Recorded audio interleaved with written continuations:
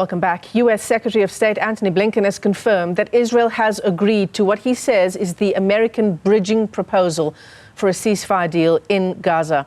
Blinken says the ball is now in Hamas's court to accept the deal to bring a much-needed pause to deadly fighting that has claimed the lives of over 40,000 people in about 10 months, many more injured. For a discussion on this, we're joined by Jeenah. He is a researcher, senior researcher at the Mapungubwe Institute for Strategic Reflection. Thanks very much indeed for coming on. And just as you and I were testing before coming on to this interview, there's so much new information coming in from Gaza, from the point of Israel at any given time, that it's difficult to know what the latest is, right? But is Israel's agreement to the ceasefire, does it still stand at 2:32 South African time? This is actually a very good question, although it sounds obvious. Blinken has said so. Netanyahu himself has not said so. And this is not a new pattern. I mean, on the 31st of May, you will remember when Joe Biden made this great announcement of a ceasefire deal, which he said came from Israel. Israel has to date not accepted that deal, even though Hamas accepted it 2 days later. So Israel kind of plays the field in this way. They have not themselves said they accepted it. Blinken has said they have.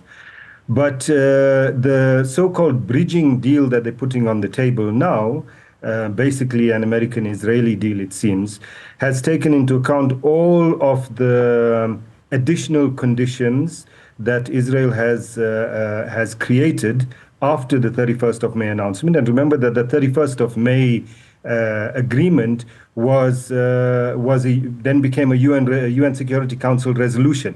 But Israel has not accepted it, put a number of conditions, and the conditions that they're now sitting at, which is in this so-called bridging plan, is not going to be acceptable to any Palestinians, frankly. That has been the statement from Hamas, hasn't it? That this so-called bridging plan does prioritize demands by Israel. Yes, and it's not just demands by Israel, it's a reversal of history is what Israel wants. So the bridging plan, for example, gives Israel full control over the Philadelphia corridor along the border with Egypt. It allows Israel to control the Newzroom junction, which is a kind of a line in the middle of the Gaza Strip, which means that it allows Israel to determine which refugees are allowed to go home and which are not allowed to go home. It basically is a permanent occupation or reoccupation of Gaza, including control over the aid in Gaza. And as I say, that's not going to be acceptable. The conditions under this so-called bridging deal will be worse than they were in September last year, a worse occupation. Yeah. The developments over any given period, I mean, just over the last few hours of today, the discovery of the bodies of 6 hostages held in Gaza, 6 Israeli hostages. And then over the past hour or so, I'm just looking at my own news feed here, Israel killing 10 Palestinians on a strike on Mustafa Hafez school in Gaza City. So at any given time, there are these incredible developments that put these peace talks at even greater risk. Well, I mean, Israel has not stopped. The genocide in Gaza continues apace.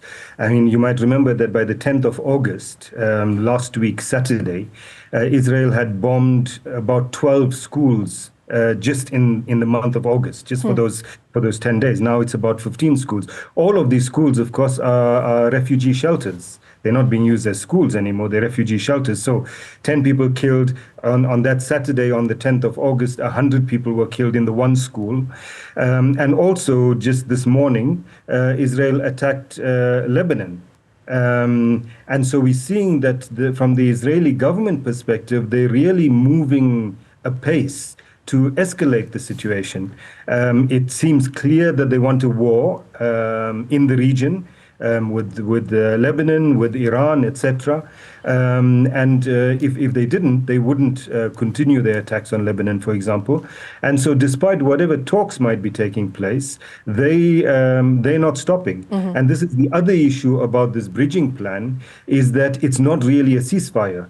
It's a 6 weeks pause is all that the bridging plan is giving. 6 weeks later, after the Israelis have been given back their captives, they will continue bombing, which, as I say, is not acceptable to Palestinians. So, Naeem, Antony Blinken has been in conversation with various leaders on the Israeli side. I believe he is now in Cairo as those ceasefire talks continue in Egypt. And I'm glad that you brought up the regional issue insofar as this is concerned, because that is why these other countries, in part, are part of these negotiations, because the fear is that it's going to spread even more than it already has through the region. Yes, and as I said, Israel seems intent on doing that. I mean, they assassinated someone in Tehran a few weeks ago, as you know, the head of Hamas. The attacks on Lebanon continue. So they really want a regional war in which they can pull the United States in. The United States does not want a regional war, but they're not willing to do anything that will prevent Israel from escalating.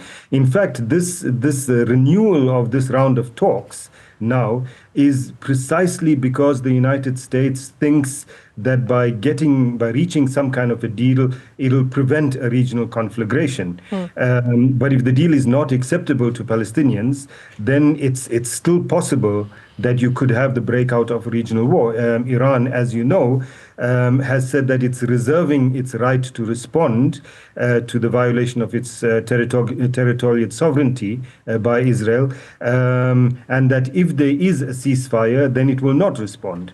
So if these talks don't reach any good conclusion, then there's still the possibility that we could have a regional war. Certainly. The Americans, unfortunately, are not willing to put any pressure on the Israelis to de-escalate. And I wonder, the interests of the US insofar as the ceasefire agreement is concerned, and the toll that no doubt this stance by the US insofar as Israel and Hamas is concerned, very pro-Palestinian. Hamas says the US has blind bias insofar as Israel is concerned. I wonder how much of Antony Blinken's visit now to try and egg along these ceasefire talks is also around the elections in November in the US. Well, of course, one eye is always on the elections. If by September they can pull off a deal, it will be a huge feather in Biden's cap and his vice president, who is running to be president. So certainly, one eye is always on the elections, and the other, of course, is that the United States is genuinely concerned that an escalation in the region could affect its interests. The other thing about it is that the way in which Blinken is making what has happened in the past couple of days sound so positive.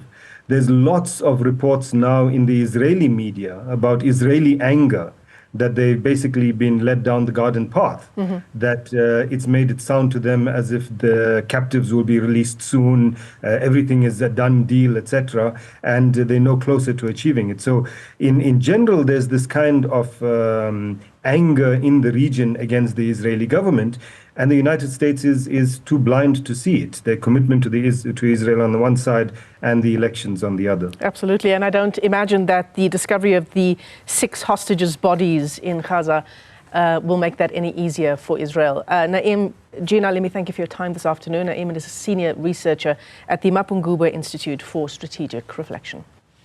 All right, let's stay with some international relations story.